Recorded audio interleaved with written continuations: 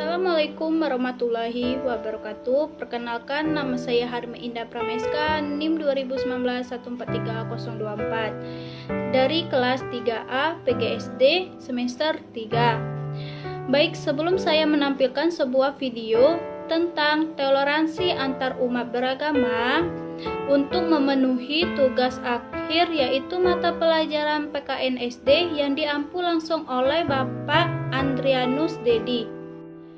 Sebelum kita masuk ke video berikut ini, di sini saya akan menjelaskan sedikit tentang toleransi antar umat beragama. Apa itu toleransi antar umat beragama?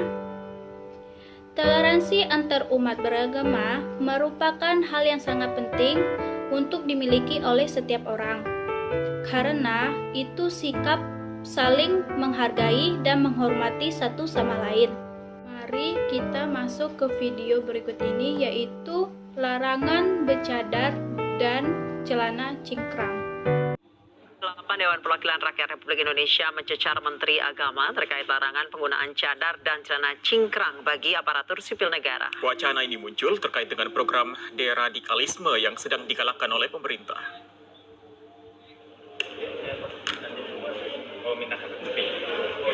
Menteri Agama Fakhrul Razi hari ini memenuhi undangan Komisi 8 DPR RI dalam rapat dengar pendapat Kamis siang.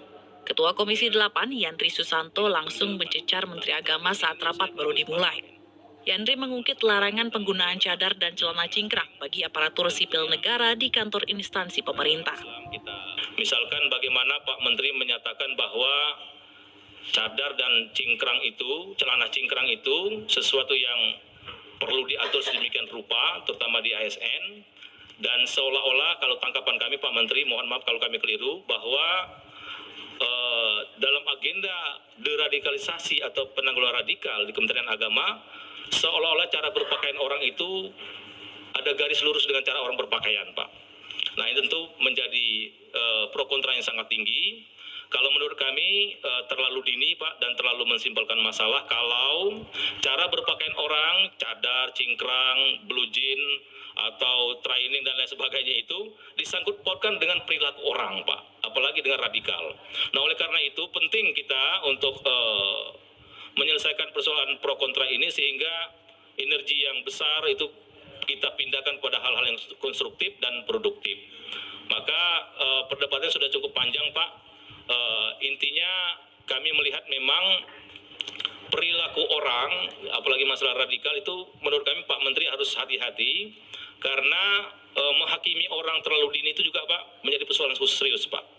Bagaimana mungkin orang yang baik-baik atau yang tidak punya masalah selama ini merasa tersinggung karena Pak Menteri sampaikan celana cingkrang itu seolah-olah bermasalah, cadar itu bermasalah, ya kan? Jadi ini mohon Pak Menteri jelaskan secara transparan saja nanti, sehingga perdebatan ini bisa kita kanalisasi menjadi perdebatan yang positif, Pak.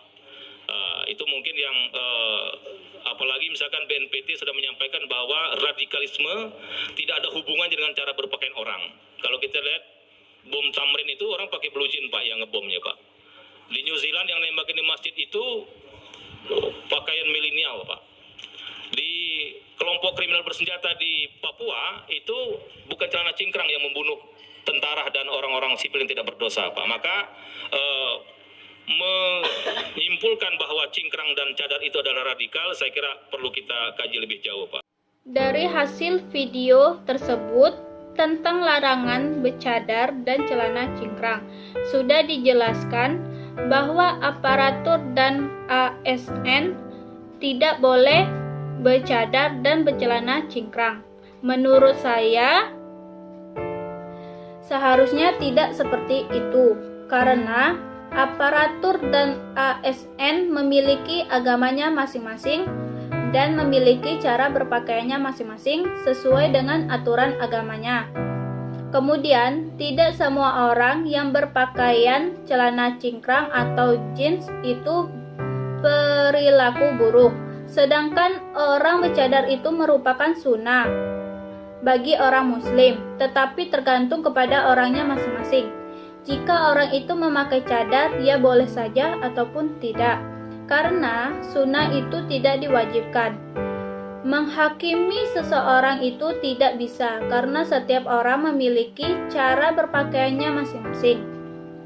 Dan kita juga tidak bisa mempunyai wewenang untuk mengatur cara berpakaian orang tersebut. Contohnya seperti saat kita sedang kumpul keluarga, kemudian ada salah satu orang memakai baju tidur, dan ada salah satu orang mengatakan, "Kenapa kamu kok memakai baju tidur ketika kumpul keluarga?" Nah, itu sebenarnya terserah kepada orang yang memakai baju tersebut. Biarkan saja berpakaian seperti itu. Kita juga tidak bisa untuk melarangnya, karena itu sudah menjadi ciri khas mereka dalam berpakaian. Menurut saya, sikap yang harus kita tanamkan kepada peserta didik yaitu kita harus mengenalkan kepada peserta didik tentang perbedaan dan menghargai antara agama satu dengan agama lainnya. Di Indonesia memiliki banyak agama, yaitu seperti agama Islam, Katolik, Kristen, Hindu, Buddha, Cina, dan sebagainya. Sebagai agama Islam, kita sendiri harus menghormati agama lainnya, seperti ketika ada teman kita yang berbeda agama. Nah, jadi bisa kita ambil kesimpulan bahwa toleransi antar umat beragama yaitu kita harus untuk saling menghormati, menghargai perbedaan antar agama satu dengan agama lainnya. Baiklah, itulah yang bisa saya sampaikan dan saya jelaskan.